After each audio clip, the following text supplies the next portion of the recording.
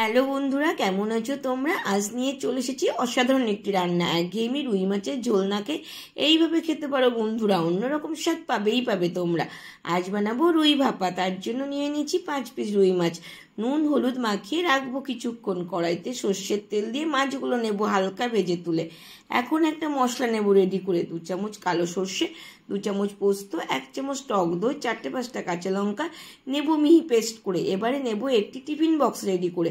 বক্সে বাটা মশলা ঢেলে দেবো কালো জিরে, সাথে দেবো নুন হলুদ, সামান্য লঙ্কার গুঁড়ো, একটু চিনি, 2 চামচ কাঁচা সর্ষের তেল মিশিয়ে ভালো করে চামচ দিয়ে মশলার মিক্সচারটা নেবো রেডি করে। মাছগুলো একে একে মশলার মধ্যে দেবো সুন্দর করে বসিয়ে। মিক্সির বাটিটা ধুয়ে দেবো একটু জল মিশিয়ে। ওপর থেকে ঢেলে দেবো মাছ ভাজার পর পড়ে থাকা তেলটুকু। ওপর থেকে আরও কয়েকটি কাঁচা লঙ্কা দিয়ে নেবো চিড়ে। এইভাবে রেখে দেবো 10 মিনিট ধরে। কড়াইতে জল বসিয়ে স্ট্যান্ড রেখে বিভিন্ন টিফিন বক্সে দেবো বসিয়ে। 20 থেকে 25 মিনিট ভাপিয়ে নিলেই রেডি আমার রুই ভাপা। গ্যাস অফ করে বাটিটা ঠান্ডা হয়ে গেলে দেখবো খুলে মাছের ভাপা আছে রেডি হয়ে। গরম ভাতের সঙ্গে রুই ভাপা জাস্ট জমে ক্ষীর।